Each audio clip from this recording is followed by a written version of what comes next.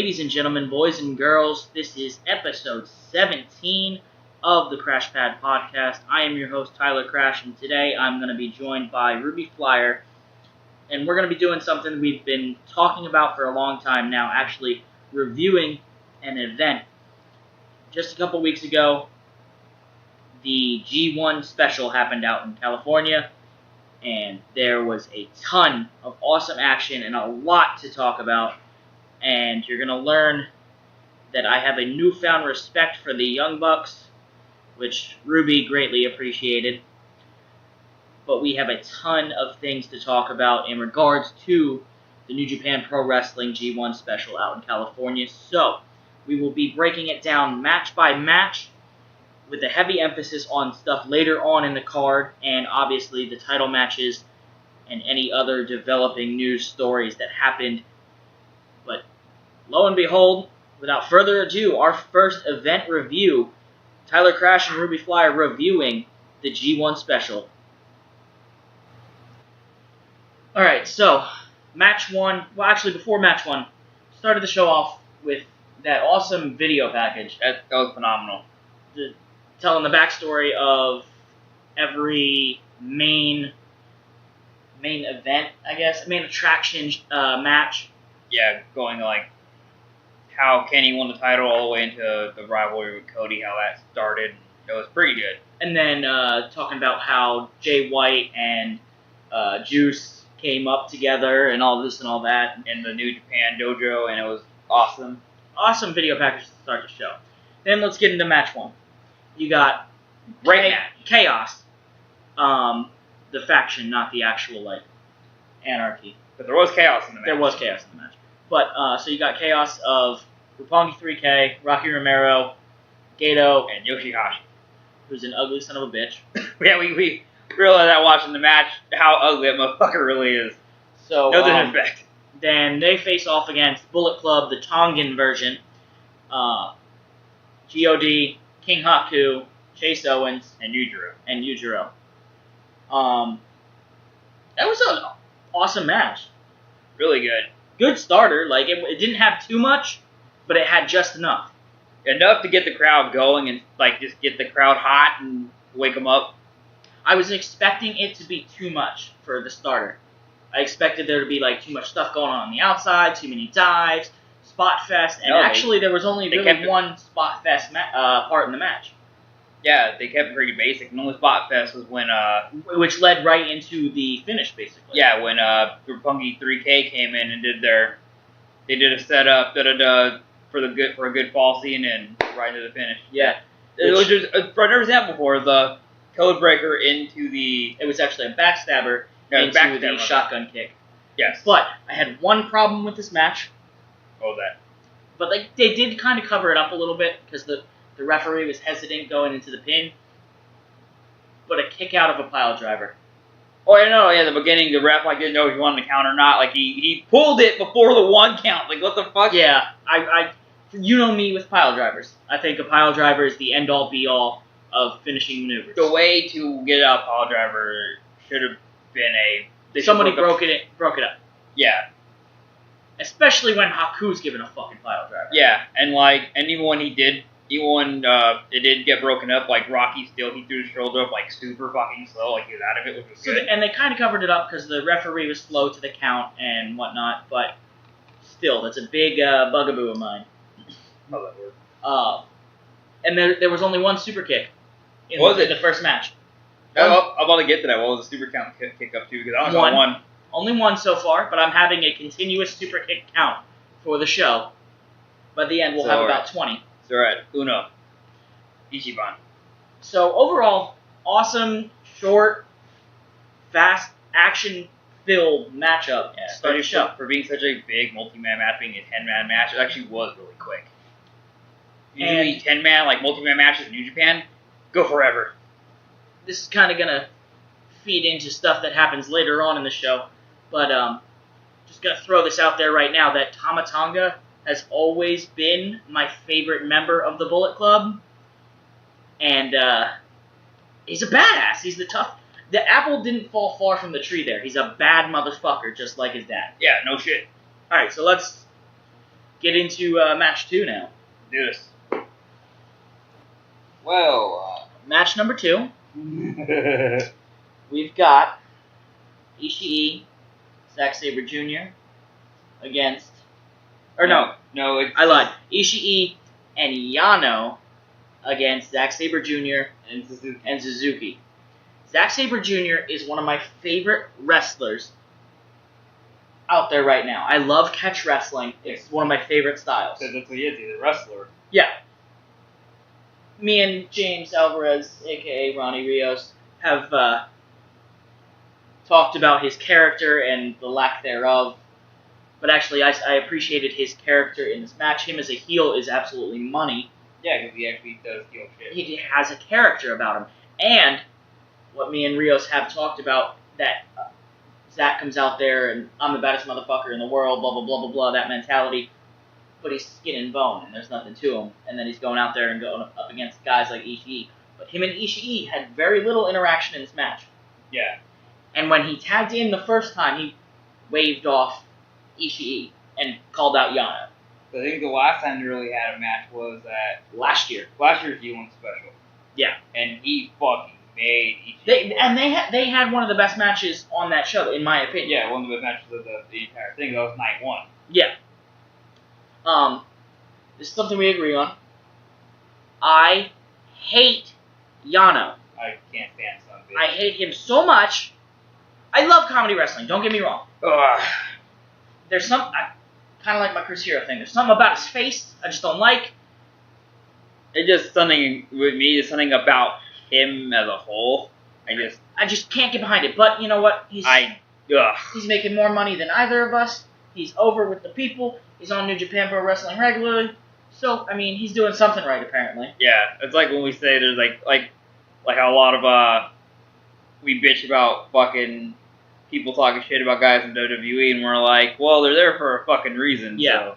You know, he's there for a reason. He's, selling those DVDs that he's always whoring out. But, alright, so... And making Okada break hair during press conferences. Spot I need to talk about. Which one? Double holds Zack Sabre Jr. Oh my Suzuki, god. That was fucking beautiful. And transitioning at the same time, transitioning from limb to limb. Yes. And attacking each and every limb of Yano. I loved it. And that's one thing I like about Zack when you talk about as a heel. That's one thing I want to touch up on is he focuses on a body part, and he breaks a guy down throughout the match. Yeah. And when he locked in the reverse Indian deathlock. Yeah. And he was right there in the face of Yano, slapping him in the face. Talking shit, and it was awesome. It was awesome. Zack Sabre Jr. as a heel is absolutely awesome. And went to that beautiful bridge. But I don't care how the finish was done. I don't care if it makes sense in the sense of story and why it happened. When he ripped that fucking buckle. No, I'm not even going to that. Yano pinned Zack Sabre Jr. and I fucking hate it. I think Ishii should have got the pin. But what made me mad about that spot, besides when they ripped the buckle pad off, which was like really fucking pointless because Yano just always has to rip the buckle pads off. It's like hitting him with a really stiff pillow. Yeah, but no, every match he's in, any match he's in, like, he did it all, like, through last year's G1 Climax, where any match he was in, he'd rip the fucking buckle pads off. Like, what the fuck? But no, when, this is what I'm gonna touch, I hate, because I'm a big fucking, just one of my bugaboos. When Zack Sabre hit the exposed buckles, he didn't really sell it. That's true. Well, it went right into the next spot. Yeah, you're right. But Which set up for the finish, though. That explains Yano getting the pin. Yeah, we should have registered a little bit, and then before they grabbed him, because there wasn't enough space to as he's coming out. It went right into the low blow, block the low blow, twist, take the line from Ishii, and then roll up by Yano. Yeah. Anyway, match 2, Yano pins Zack Sabre Jr., and I'm mad. So, on to match 3, because I don't want to talk about this fucking guy anymore. Alright. Match number 3. You got Bullet Club again. You got Marty and Hangman Page up against Tanahashi, who is getting up there in age and still looks like a fucking $1,000,000. He is the Japanese Cena. And then his tag partner Kushida. Oh, there was one more super kick, so we're at 2 now. Oh yeah, that was during the last match. No, that was during this match. Oh, Yeah, right at towards the beginning of the match. That's right. It was that apron spot. Marty, super kick, Hangman, that beautiful running shooting star off the apron. Yeah, as I told you, count 2. Yeah. Hangman, those fucking shooting stars. Hangman is just awesome. Yeah. That dude is just so good. Yeah, and he doesn't abuse the flip spots. He uses them at the right moment. Mm-hmm. Even though he could go out there and do 50 million flips, kid's got psychology. He did. Awesome. He used 2 flip spots. The running shooting star off the apron, and he did like another running shooting star later in the match. while Marty dropped I think an elbow or some shit. Whatever. Something I found really cool. Even though Bullet Club, Marty, and Hangman are over with everybody everywhere, they found ways to get booed in this match. Oh yeah. The spot on the outside when they have that interaction with Taguchi, right? Yeah. And they throw him in the ring after attacking him from behind. The fans just ate it up. They booed the shit out of him. And then Marty's flipping off the crowd. Yeah, well, everyone loves Taguchi, so the best way to get heat is attack Taguchi. But I thought that was awesome the way they found a way to get booed, even though Bullet Club is over. Yeah. And I love how Taguchi missed his vintage fucking ass thump spot, and he just went flying across the ring when they moved. Another spot that I found really cool was Kushida using Marty to launch himself off of Marty's back when they were setting up for like a poetry in motion type thing. And because I don't think I've really seen that very often. Somebody using the opponent who's down as a stepping stone or something. Yeah, reversing it like reversing the poetry in motion to flip it. Whatever. I thought it was really cool. I hadn't really seen it before. I thought it was a good idea. Other than that, this match was awesome. Pretty solid. Super solid. Matches are finally starting to pick up where they aren't so basic. Not saying the other ones were basic, but they were very. They weren't overdoing it. This one started having a little bit more of the New Japan Spot Fest. And I love that towards the end, there was a big reversal fest. Reversal. Yeah. And Kushida obviously always working the arm, which plays into his finish, which is something I appreciate from Kushida. To lock in that hoverboard lock, which is like a Kimura. Yeah. And then Hangman Page with that reverse tombstone. That looks sick. That move is just awesome, and he does it so crisp, so clean, and you could tell though that it was protected. Yeah, because Kushida really didn't even touch. Also, good job by the camera crew. Because they got it right where you can't see if he actually hit or not. Yeah. So I think all around production so far, match work so far, commentating obviously JR and Josh Barnett on point. Everything on so far, aside from Yano beating Zack Sabre Jr., has been A+ work. You're gonna get over that. I won't get over it. I hate Yano, but I think so far the show. We're only match 3 in, so we're a third of the way through. Yeah, 3 out of 9 matches in so far. So A+ work so far. So I'm absolutely impressed. You're more of a New Japan guy than I am. Yeah, so I'm really appreciating this right now. I haven't watched the full show yet. I've only watched a couple matches, so these beginning matches I haven't seen yet, and I'm really impressed so far with them. But yeah, so let's get on to match 4 now. Hopefully they can continue to put on a hell of a show and continue that A+ work throughout the rest of the show. Okay, match number 4, Cobb versus Goto. This is my favorite match of this whole fucking show. God damn, the beginning of the match, it started off hot right away. Especially I love the fact when the beginning move of the match I loved was that beautiful belly to belly where awesome throw. Goto's legs are in touch and just got the legs out underneath on Cobb's sides and just fucking launched. Yeah, oh shit. Cobb already, let's preface this, is $1 million, but Goto helped make him look like $1 million in Cobb's first ever attempt at a title in New Japan Pro Wrestling. Yeah, and it was, like I said, it takes two to tango, and both guys meshed perfectly well and good chemistry. So, Goto pulling out stuff that he's not used to doing. That crossbody dive. Yeah. It, like I said, it just goes to making Cobb look like $1 million. It's saying that Goto has to do everything in his power to hold on to this title against somebody the likes of Cobb. And especially in the Bay Area, where Cobb is, the crowd was just hot. Yeah, he was super fucking over that crowd because the fucking PWG is right there in fucking California, and Cobb's a fucking PWG regular along with other fucking indie promotions in Cali, so yeah, that was like their guy right there. Then the post shot. He gave fucking Cobb beautiful. A beautiful post shot, protected. It looked like it was nice. It literally looked like Cobb died, like ate the post, but in actuality, like it sounded beautiful. He slapped the shit out of that post, will make it look like his head just fucking connected. And yet again, that's Goto doing everything he possibly can to stack the odds against Cobb and making it look like Cobb could actually beat Goto. And the match was super back and forth. Yeah. And actually, the match wasn't even so. It was back and forth, but it was like. Well, there were times when Goto looked like he had Cobb. Cobb. It was in my opinion, it was 60-40 Cobb. And there, well, yeah, that was I was gonna say. Especially there were times in the match, like off of one move, like fuck, I wish I could remember what move it was, but Goto took something, and it looked like he was like legit fucking out, and I was like, oh my god, he's fucking. I think Goto knocked out. It was that momentum fucking back side suplex. That's right. And he looked like he was out like a fucking light.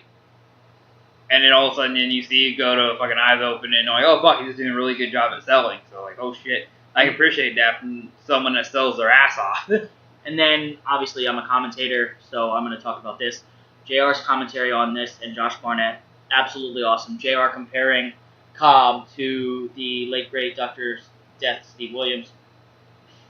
Especially with that, when he did the Oklahoma Stampede spot too, it's like that. What another thing when he? It's just awesome because yes, Cobb is a lot like Dr. Death. He really is, and that's a big time guy to be like, especially in the world of New Japan Pro Wrestling. Yeah, I would compare him to guys like I said, Dr. Steve Williams. He was really huge in like the early New Japan, and then also like a guy I think Cobb is a lot like is Taz.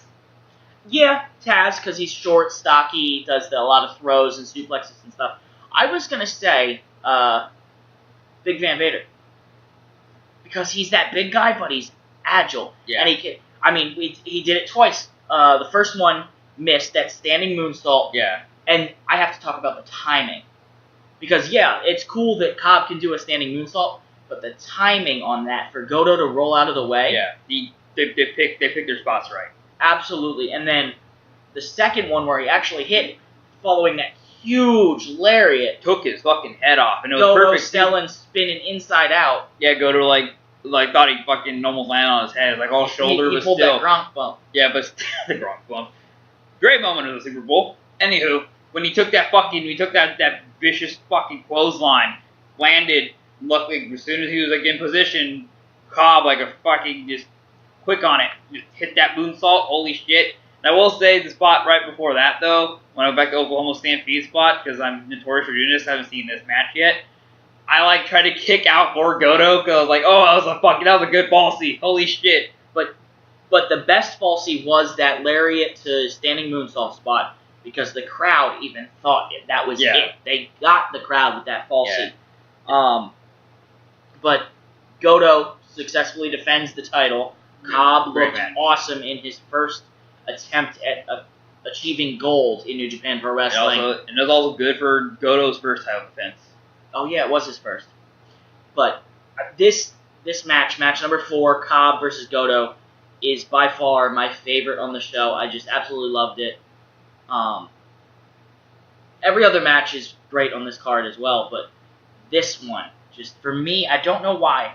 Maybe it's just because I like those two, like that style. I love the Cobb style of wrestling. Yeah.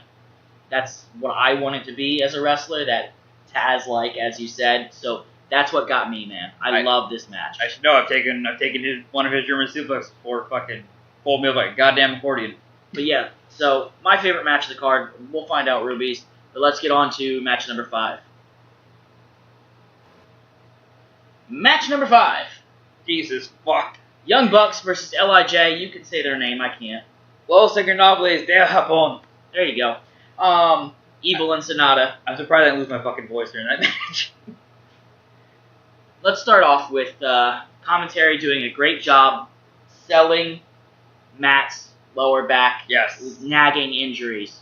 I love that. And then they've been not only commentary, but Matt and Nick have been selling it for like months now, ever since fucking they faced off with the Golden Lovers. Yeah, even before then, because it's been for about a year now that Matt has had these lower back nagging injuries. But I will say I didn't wear the brace. The weight belt tonight. But that's because it was a gift from Cody, and they're siding with Kenny. Yes. But we'll get to that later on. All right, so got a couple notes here. Human Centipede submission. Oh my god! Apparently. So, Nick figure fours the head, right? Yeah. Head scissors. Then he comes in Sonata, figure fours the head of Nick. Then in comes Matt with the sharpshooter on Evil. Yeah, who was being head scissored by Nick. And rolled it over and turned it into a Human Centipede. Which I fucking lost my shit watching that. It was cool. Yeah, it was cool as fuck. Normal Bucks stuff. But all I can think myself is fucking Centipede. They definitely stepped up their super kick game in California as comparison to their normal super kick count in Japan. Normally New Japan matches, they've used numerous interviews, they will tone it down for New Japan, which ROH, they go super kick crazy. But I kept count. Yes, we'll get to that part in a little bit. But since they're in California, and they're California natives, like all the indie promotions, PWG, all that shit, they brought out the super kick party. And a total of 12 super kicks in that match, bringing our total count for the show up to 14. And 4 of those super kicks were double super kicks. Yes. And one of those being to the referee. Yes. Which then brought in a chair for the most protected tombstone ever. I couldn't get over that shit. It looked good. Yeah, it did, but I was like, holy fuck. Evil only dropped to one knee. Yeah. But, Matt, as we said, selling the back, stole it every time he put on the sharpshooter. Like $1 million fucking bucks. No pun intended. First apron spot of the show was in this match. Yeah, which was the usual Matt Jackson, I'm gonna fucking do the slingshot over the top and drive your face into the match. Yeah. Into the apron. JR, back to commentary. Back to our commentary notes. The Bucks of Youth. Dropping the Bucks of Youth. That shit me dying. I'm like, what the fuck? Shout to Broken or Woken Matt Hardy. And then also, I will say this. I think there's I know a lot on commentary, non-WWE commentary, especially because the New Japan League thing JR does nowadays. He will refuse if anyone that does a actual stunner, because there's a spot where Matt dove to the outside, dove through and hit a kind of like Ember Moon's stunner type thing on Sonata, whatever Eclipse, whatever the fuck it's called. Yeah, but he hit Sonata with this diving fucking stunner because he landed in a stunner position, and JR called it a cutter because he respects Austin that much. Anything that is a stunner, he will call a cutter because only one man can use a stunner. Fair enough. And then, of course, finish the match with the Meltzer driver, being that they're in California, which awesome touch on the Meltzer driver, which they've been doing for a while now. Selling Matt's back injury again. So Nick helped him get him up. Yep, helps get him up and then goes out to the apron for the springboard. But I think that's so cool. And when did the Bucks start selling? And telling stories and shit. I mean, yeah. Because, that was my hang-up on the Bucks for the longest time, was they didn't sell, they didn't tell a story, they didn't use psychology. But all of a sudden, like Kenny gave him the book. Gave the book on psychology, and holy shit, Yeah. now the Bucks have in-ring psychology. I've always been a Bucks guy, so either fucking way, I don't give a shit. Yeah. But now they're telling stories, I'm like, holy fuck, now they're the total fucking package.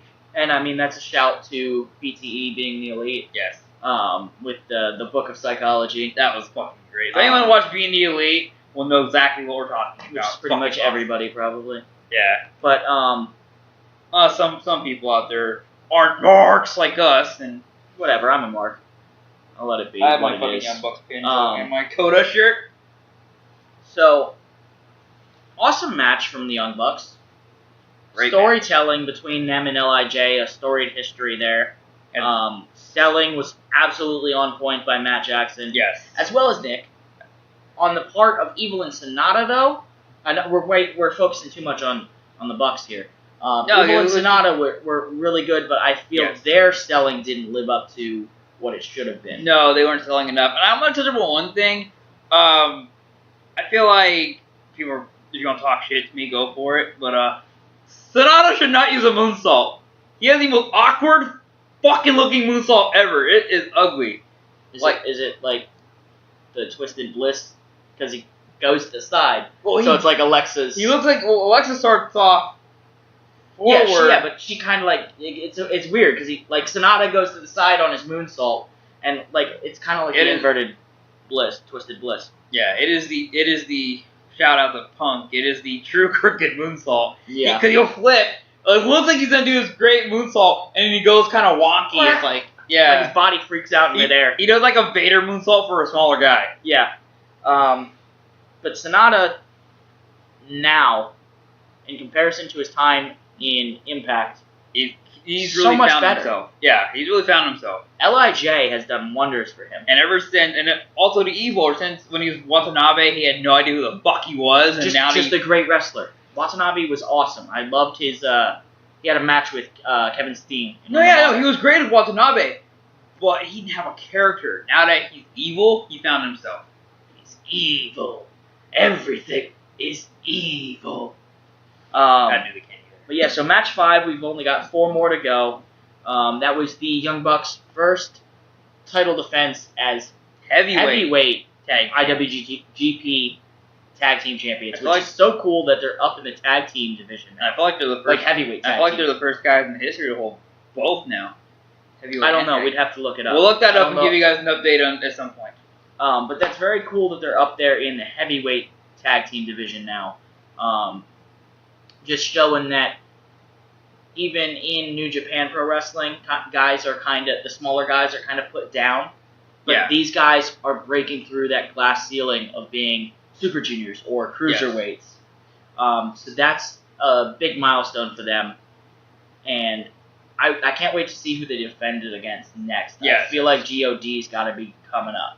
Well, yeah, that would be a good one. Which we'll get to later in the review. But let's move on to match number 6 now.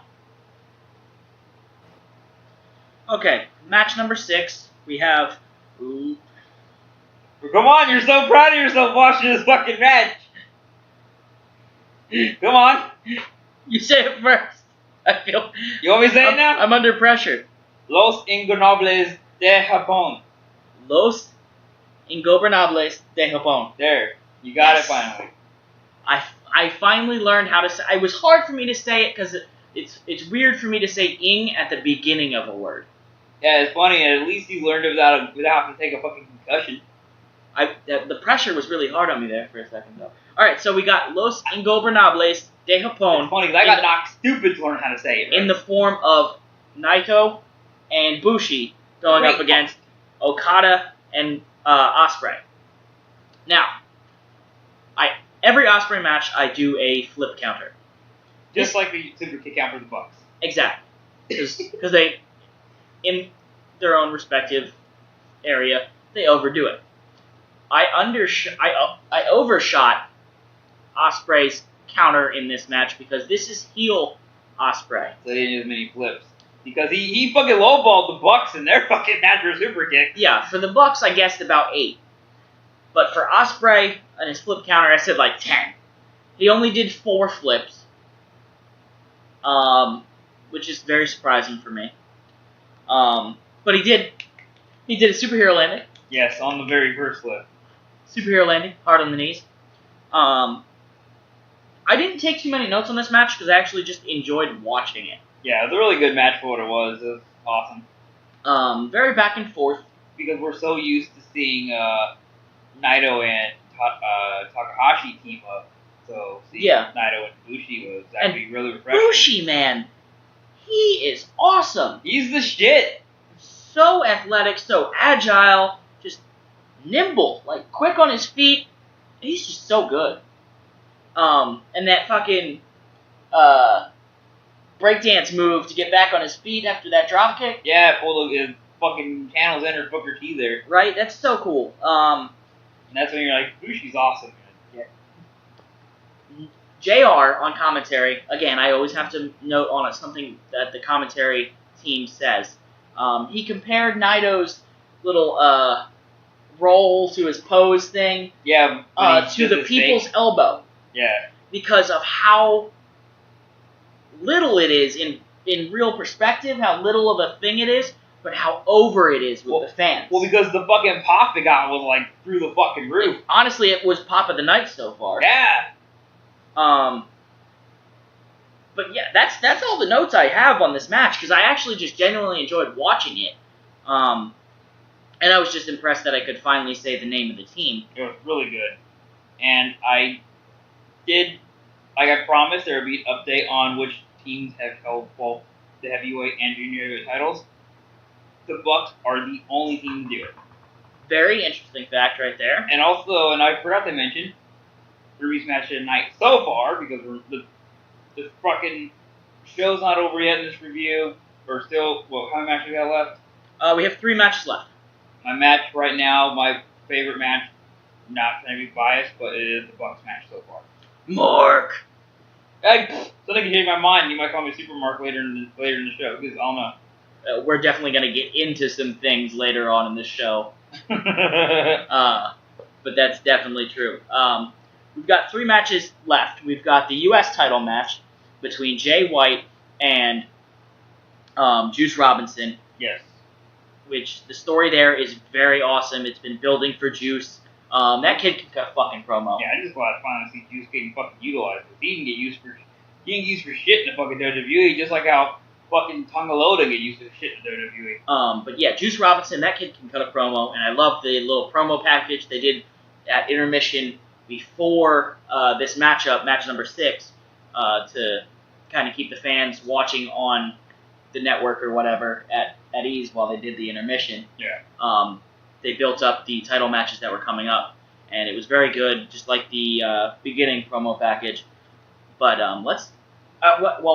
we have Takahashi versus Dragon Lee coming up as well. Yeah. And there is definitely something we need to talk about in regards to that match. We'll get to that. We'll get to that in a bit. And then obviously the main event is Bullet Club Fine. Cody versus Kenny. Kenny's first title defense as heavyweight champion. I got my Kenny shirt on for this one. I mean, it's definitely going to be an absolute war.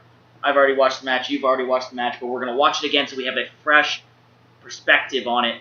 But let's get into these final title matches at the G1 special at the Cow Palace.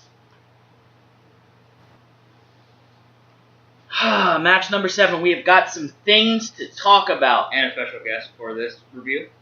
Just for the fact that it's Takahashi. Demon Cat. He's not a demon. I swear. He's got his own social media now. He needed social media. He's taking over my fucking shit. That cat's going to turn out to be Annabelle, and I'm going to blame you for it. But anyway. Match number 7. Takahashi defending against Dragon Lee. Wait. This match makes my fucking neck hurt. You can tell in this matchup that these two guys, obviously it's a storied history, a great rivalry, but I think you can kind of see that they don't like each other. Yeah, you can just see like by the way they work with each other, they put a little bit extra behind it, and they... Yeah. Yeah. There's some animosity there. like shoot level. Hot start by Dragon Lee. Just jumped up and over the top while Takahashi's still doing his fucking entrance. Caught him with the fucking Rana and just right to the floor. And then went for a dive, a suicide dive. And this brings me to my point of Dragon Lee is sloppy. Clipped himself on the middle rope or the top rope, whichever one, I can't remember. It was some rope. I think it was the middle. He clipped himself on the middle rope, which turned into like basically a suicide dive headbutt to Takahashi's midsection. It straight cut off his momentum, so like he damn near fucking headbutted him right in the nuts. So like I was saying midsection. I'm gonna give not Takahashi. I'm gonna give Dragon Lee credit here because his gear is fucking beautiful. It's on fucking point. That blue gear, it pops on the camera. Blue's my favorite color anyway, but the blue and gold gear for him, his gear, it just looked great. That's my very good point about Dragon Lee, and that's about to the extent of it. I would give him one more thing, but we'll get to that in a bit. We got 3 super kicks in this match, all thrown by Takahashi, which brings our super kick count to 17 so far for the entire New Japan show. I mean, we might hit the 20s, hopefully. I think we might get there. I mean, you just get think so. I hate that fucking cat. So then apron spot number 2. This goes again to it looking like these guys have a little bit of animosity towards each other. Dragon Lee gets Takahashi in the Tree of Woe on the outside of the ring. Inside, like most guys fucking do. And then proceeds to go for the double stomp to the apron. Takahashi took it like a champ. Fucking inside out on the way down. Hit the fucking it looked like it did more against Dragon Lee than it did Takahashi. Yeah, because Dragon Lee, like, he ate shit on the way down. Just, ugh. It was fucking rough. So then we got we build more, and then it goes into the lead up to the double down. Which was a fucking beautiful fucking Bushido spot. They beat the fuck out of each other. We're going to have to do a fuck count for this show, too. Sorry. So, Bushido spot, which is a German suplex train, where... Well, yeah, the Germans lead into the Bushido spot. Yes. And which I was saying while we were watching the match, my man, there's fucking bet they were watching this match, like, these guys are no selling, It's a different type of selling, because I was thinking that when they were first doing it, too. And I explained it's a build sell. It's a build sell. Because it's suplex. Then we slowly start. Each suplex, they got up a little slower. Yeah, but on the first few, they look like, oh, my adrenaline's going, blah, blah, blah. And then it looks like it's starting to wear down. So I respected it. It led into an awesome series, Bushido chops, couple of moves, and then it led to that double down. Yeah, which was sick as fuck. My least favorite move in all of wrestling is the Spanish Fly. He fucking hates it. To me, it doesn't look like... It looks fake. It looks like both guys just fucking flipping and landing. And it looks like it's going to hurt you both. Yeah, it looks like, oh, I'm just going to flip for you. Equally. It looks like it does damage to both equally. Because you're taking a face bump, he's taking a back bump. Yeah. Whatever. Except Dragon Lee does his nicely. When on the flip, he turns it to like mid flip and like a crossbody. So when you're all the way over in the flip, he's landing on his opponent. So it looks nicer. It looks like an actual move. So he actually lands in a pinning combination, opposed to when both guys after they flip landing side to side, you have to crawl and jump on him. No, he lands on you. Yeah. So I thought that was cool, even though I hate that move. Let's get to this spot. What leads up to it? Well, what leads into it is, you see, Dragon Lee goes for his suplex powerbomb gimmick, does it, Takahashi catches him to a Rana. They go back and forth, counter and counter and that counter. Rana turns into a fucking triangle choke, which holds it. Dragon Lee's fighting out, picks him up for the Rampage Jacksons and powerbombs him. Takahashi still holds it. Locks it in tighter. And then this leads into when he picks him up the second time, legs are broken, or he breaks the hold, the legs are on the shoulders, sets up for the Phoenix Plex, which most cases it's a bridge. Yeah, pull the bridge like Kota Ibushi does, hold him there, and then instead of this one, he straight fucking releases him. And Takahashi slides on his head.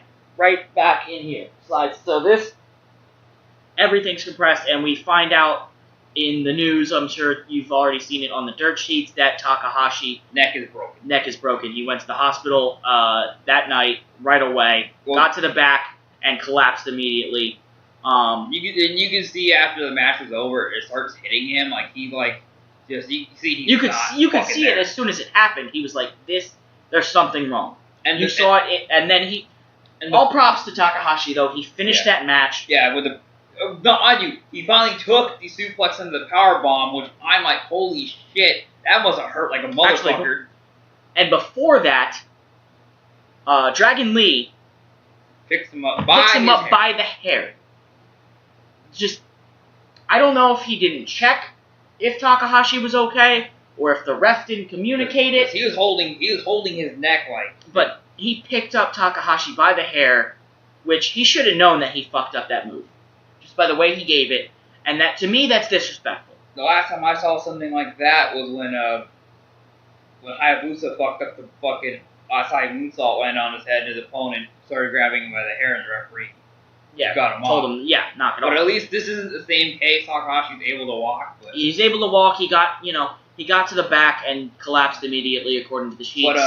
But like you're saying, when you got there after the power bomb, he goes for a second power bomb, and then Takahashi. Well, they did. He gets to his time bomb finish. Yeah, did the pin, kick out, then he went for another power bomb, turns to a Canadian Destroyer, another falsie, and then goes for the time bomb finish. And that's when you see that it really affected him. Immediately slowed down. And usually at the time bomb, he'll get him all the way around, slam him. No, once he spun him around, he just dropped him. So he kind of just lands on Dragon Lee. They didn't even have him held for the move. So, and he didn't grab Daryl on the way to the back, so you knew something was up. Yeah, Daryl just left at the table, and then you can tell he needed to get to the back. But yeah, Dragon Lee, to me, every match I've ever watched of Dragon Lee, he has a spot that he messes up like that. And this time it caused a broken freaking neck. Yeah, like how many times have you seen when he faced off Kushida for the fucking junior heavyweight title? He put Kushida on his head how many fucking times? Dragon Lee to me is sloppy, and also I don't like seeing guys that are at the top of their game get hurt. Yeah. And to see Takahashi, I hope he has a speedy recovery and is able to come back and wrestle the way that he wrestles. And because I'm just very upset by that. Because right now, Takahashi is at the top of his game. The best way to describe him right now, what he's doing with the junior heavyweight title, is like what The Miz did with the Intercontinental title. He wants to make that title mean something, meaning that title can be just as prestigious as the heavyweight title. But anyway, that's our take on match number 7. Let's jump right into U.S. title match, Jay White and Juice Robinson. Alright, so this one's going to be a fun one. Holy shit. Alright, we got Juice Robinson versus Jay White. Storyline-wise, this match was absolutely awesome. And the work rate was awesome, too. The build-up was fucking amazing. Promo packages, everything about this was great. And we finally have an American U.S. champion in New Japan. Yeah, because the first one was Kenny Omega, Canadian, and the other one was Jay White from fucking New Zealand, so about damn time we have a... So the story here is the broken hand of Juice Robinson. It's got a cast, quote-unquote, on it that he cannot use that left hand, that left punch, and he is left-handed. So that they... building that the whole match. Jay White working the hand very well. Really well awesome job. Switchblade, probably the best heat of the night overall. Yeah. Even before the JR bump spot. That was total accident. But before that, he was getting fuck you Switchblade chances, which I love. Because, he's got real heat. Even though he's awesome in the ring, it's a great character. That motherfucker, the way he's working, has got real heat. Speaking of Yeah, screw that. Speaking of fuck count, I wonder how many times fucking Access TV had to bleep that shit. Yeah, between the crowd and the commentary. Jay White was throwing Juice into every railing possible, and then destroying these fucking railings. And then chooses to throw him into the railing right in front of commentary. I thought he suplexed him into it. Oh yeah, it was a suplex. Yeah, you're right. Fucking launched him. Well, this, according to the dirt sheets, was not planned. JR took a bump and legit broke a rib. Josh Barnett snapped. Went off on a fucking handle. On commentary says, "You done fucked up." Gets up from commentary and starts chasing down Jay White. This is for shoot, and I swear this should lead to something with Jay White and Josh Barnett. Yeah, it would be so cool. Yeah, because shoot-wise, Barnett would rip Switchblade's fucking head off. So, yeah, that happens. For shoot, not planned. And Jay White ran like a little bitch. Obviously, anybody would from Josh Barnett. Yeah, and then and at one point, before we went back to the commentary table and Jay White got the fuck out of Dodge, Barnett's like, "See that motherfucker run?" Mm-hmm. Like, Jesus. And JR cussed on commentary for the first time, not being the word ass. We've all heard JR, someone needs to stop the damn match, or he's kicking his ass, yeah. But he was shitting on New Japan officiating and everything like that. But let's get back to the match. 3 apron spots. These guys were killing each other, and it made sense storyline-wise. These spots were well played. They picked their spots, as I've been saying every time on this shit. The officials were very lenient with the rules and the counts, as JR and Josh Barnett picked apart on commentary. Yeah, what was it? But 80 count? These two guys were out to kill each other. That's the story. They don't like each other. And it was a great story. I honestly felt the match should have been no DQ, to be honest, but it is what it is. So then we get to the finish. Let's go. Ref is down, distracted in the corner because Juice almost hit him. Then underneath, low blow. Right in the ding-ding, just bam. Then Juice manages to pull the old switcheroo. Gets Jay White in the same predicament where the referee's down in the corner. And then left hook. Cole Coxon. Left hook, the illegal left hand. Then picks him up, hits the pulp friction. 1, 2, best falsie of the night. That crowd thought it was 3. And then after that, little back and forth series. Things. Then Jay White gets him set up for the fucking Blade Runner. Misses and rolls it right into best a roll-up ever. 1, 2, 3. Juice Robinson over. Champion. Well-deserved. I can't wait to see where he goes from here in New Japan. I can't wait to see if they turn Josh Barnett and Jay White into a program based on the shoot actions. And I want to say it right now. WWE dropped the fucking ball with Juice Robinson. Absolutely. This guy's a star. He's over as hell. At least over in Cali. He was over last year at the G1. Yes. He's very over in Japan as well. But heavily in the Cali area, you can tell he's over. Oh, yeah. Let's get to the main event. This is going to be fucking... Cody versus Kenny. Waiting for Is Bullet Club fine? Let's find out. Ruby, main event. Holy fuck balls. I have a ton of notes. We have a ton to talk about. First of all, the storytelling of the Bucks, not just this match, but the Bucks on the outside was absolutely just on point. Like how they're trying to just show they don't want their fucking friends to hurt each other, so they're just telling every little thing that's going on in that match. Yeah. On both sides. Pleading with Kenny, then pleading with Cody not to take it to that next level, but they had to take it to the next level in the story of this rivalry. They just kill each other. Double stomp through a table on the outside by Kenny to Cody. It was so beautiful too, the way he did the springboard off the fucking rail, hit it. Then we got the Bucks pleading again with Kenny when he pulls out a second table. Yeah, oh fuck, this is going a little too far. Table doesn't get used. They back and forth. Kenny, in total in this match, Kenny threw about through 12 knees. Yeah, 12 V triggers. He matched the Bucks for fucking knees. Signatures. Yeah. Signatures. Ladder gets pulled out. The Bucks again pleading. Why? This isn't necessary. You guys don't have to kill each other. And that was a big ass fucking ladder too. He brought out the biggin. Yeah. Then,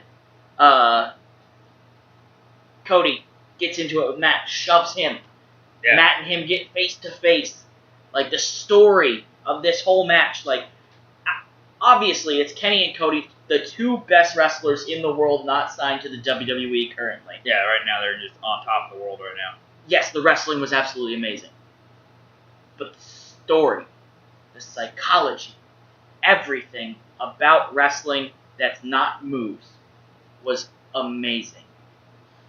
Then we go into both of the men on the ladders, just fighting for that fucking, like... Who's gonna get it? Yeah, who's gonna get that move? Yeah, who's one on the outside? Who's gonna get suplex in the ring? Like, what the fuck's gonna happen? Superplex, Cody to Kenny into the ring. Holy shit. I feel like Cody got the worst of that shit. As you said, Cody just stuck when he landed, but Kenny got that nice little bounce. Yeah, so kind of took it off of him for a little bit. Yeah, but Cody just fucking straight stuck that fucking landing. Like, there was like, he hit the most unforgiving... For some reason, I feel like he hit the most unforgiving part of that ring in that moment. It's like, what I said, I'm surprised his fucking lungs didn't collapse how hard he hit. Oh my god, yeah. No, like, and then it leads to Falsey. Yes. Kenny kicks out. Cody gets pissed. Looks like he's going to take a walk, but then goes and grabs the heavyweight title. And leads to... That's a heavy-ass belt we get hit by the way. Pulls it into the ring, looking like he's going to use it. Referee takes it, gets it away, or Cody shoves it away. Yeah. Which leads to a pointless ref bump. The ref bump was before that. They've already had... There was a pointless ref bump because there was multiple weapons used in the match, blatantly in front of the official. The match turned into a goddamn TLC match. It did. But, so that was one of my two hang-ups in this match, was the pointless ref bump. So then, Cody decides I'm not going to use the belt. Hits the crossroads. Referee comes in. 1, 2, Falsey. Oh, not today. Then Cody, they go back and forth again. Bucks take the ladder out of the ring, much to the disapproval of the crowd there in California. This is one bloodthirsty fucking crowd. Then it leads to the Botchamania, I am the table spot. Yeah, Kenny went to go for a V-trigger, fucking One Wing Angel, spun Cody around and ran him. Powerbomb to the outside. Table supposed did not to go through the table. Yeah, table did not fucking give. That table no-sold the fuck out of Cody. Then after that, Kenny gets him back in the ring. They have a little bit more back and forth. A bunch of more fucking V-triggers in that process. They killed it. Leading to double underhook pile driver. Yeah, which the double underhook pile driver is one of those pile drivers that should finish someone. Because there's no hands, nothing. It's just the grace of hope you tuck your chin and your head is on their fucking thigh or something. But that's my second bugaboo of this match, the fact that Cody kicks out of that pile driver following a very just grueling, violent match. Yeah, Finley, don't you do it. You haven't knocked over the camera yet. Don't do it, buddy. But anyway, back to the match. Kenny with the most protected finish in all of pro wrestling. Yeah, no one's kicked out of this bitch yet. Hits the one-winged angel. 1, 2, 3. Yeah, once you see that... Kenny looks for that sign of respect. Cody shrugs it off. Yeah, and just walks off. Yeah. So then Kenny has his feel-good moment. Everyone go-home speech. Goodbye, good night. Bang. Gets up to the ramp. Everyone's celebrating. Tongans come out and do they fucking all too sweet, and yeah, Bullet Club looks fine. And then once Kenny and the Bucks turn their backs, and God damn it, Nick, we're connecting BTE being the Elite with this right now, because this is the moment that I said I will never say that the Bucks cannot tell a story, because right at the perfect moment. God damn it, Nick. Nick drops his Too Sweets, drops his arms, And his eyes roll back. Does the Vision face. Where his eyes roll back his head. And connects it to being the Elite, and then the attack from behind by the Tongans. So pretty much he foresaw the attack happening. And, like, I was shocked when I first saw this. Like, and it's funny. I knew it was coming at some point, but to be in that moment, right then and there, and for it to be against Kenny and not Cody, yeah, was I thought surprising. the Tongans were gonna side with Kenny, and during the beatdown, they're just, you did this, and they're beating the fuck out of Kenny, and Tama Tonga's hitting the most beautiful cutters out of nowhere. Just yeah, especially that power bomb to the cutter is fucking beautiful. So then they got the beatdown going on Kenny, on the Bucks. Out comes Hangman, gets in like a couple forearms or something like that, and then takes a beating his own. Yeah, he took something brutal. Then out comes Marty with the umbrella. Hits fucking Tonga Loa, sells it, but already too late by the time he turns around. Beautiful cutter. Yeah. Tama Tonga's right fucking there. Boom, out of fucking nowhere. Out come what we would think is the, calming factor, Chase and Yujiro. We think, oh, this is gonna calm them down, and while they're down checking on Kenny and shit, Yujiro takes a fucking goddamn, like a back suplex into a fucking power bomb. Whatever it was, but that was a moment where you're like, this is real. They just turned on Yujiro. And then Chase took that snap! Swinging neck breaker. Yeah, it was fucking reverse brutal. swinging neck breaker. It was insane. And then the beatdown continues. Out comes Tonga looks to the back, signals. Out comes Cody, looking like Cody was behind it all. Well, before Cody comes out, he already had a chair and he's beating the shit out of it. Yep. Beats the shit out of Chase with that fucking chair. We're like, why did he have to take the chair? But so the chair's in the ring. They got Kenny lined up for it. Cody comes out. Tama hands the chair to Cody. The Tongans were looking to side with Cody. Cody gut shots Loa, then goes to fucking hit fucking Tama and gets them both. With something. And then goes to hit Kenny. Or, no, he was going to hit Tama. Yeah, he went. And then Haku grabs the chair. Cuts him off. And then Tama just murders Cody. And then the beatdown continues. Kenny's on his knee and Haku hits his fucking gesture and then right to the fucking throat. And this leaves Bullet Club split into two factions now. You have the Bullet Club firing squad and Bullet Club. Yes, which we don't know what the fuck is going to go from there. Because afterwards, Kenny and Cody, they hugged it out, signs of respect, and on BTE, they all got together after the beatdown. We're in the room all quiet and eating, and Hangman's like, how are we going to get these motherfuckers back? So we'll see what that entails. But the line is drawn, and I've picked my side, and Ruby's picked his side. As I said earlier in the review, in the podcast, Tama Tonga has been my favorite member of Bullet Club, so I have to side with the firing squad. And Ruby is on the side of Kenny and the Bucks and everybody else in Bullet Club. Yeah, so I have the numbers, and hopefully no matter what the rivalry is with the Bullet Club, me and Ruby always end up on the opposite sides of it. Because when it was Kenny versus Cody, I was Team Nightmare. Yeah, now it's Team fucking Cleaner. Now it's I have to side.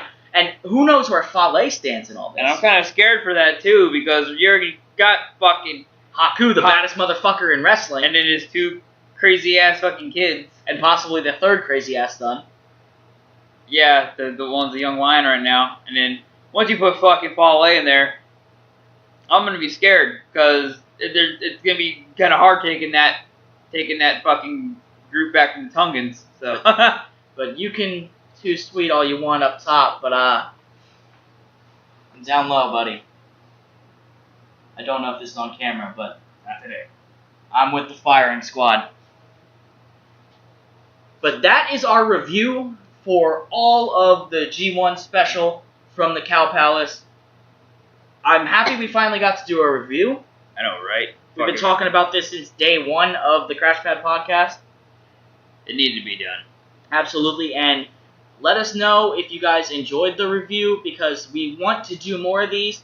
Obviously, this is a long one. We're going at an hour right now. Yeah. So if you stick it out and listen to the whole thing, I appreciate you. Please like, share, subscribe on every forum for the Crash Pad brand.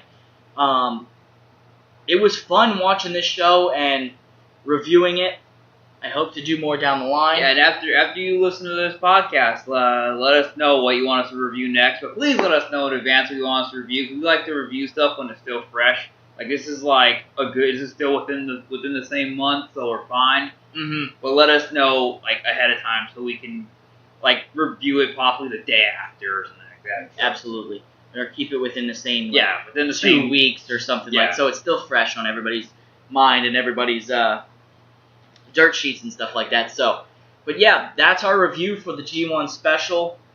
And like I said, like, share, subscribe, tell your friends, tell your mother, tell your kids about the Crash Pad brand. Shirts coming out soon. I have the poll going on the Facebook page for the first design for the t-shirts, the Crash Pad Fist logo. Should be sick. It's winning right now over the Punk Rock TV one. Yeah, I feel like that fist is gonna take the cake. I feel like it is too. So be on the lookout for Crash Pad brand merch coming soon. And yeah, that's our review. So I hope you guys enjoyed.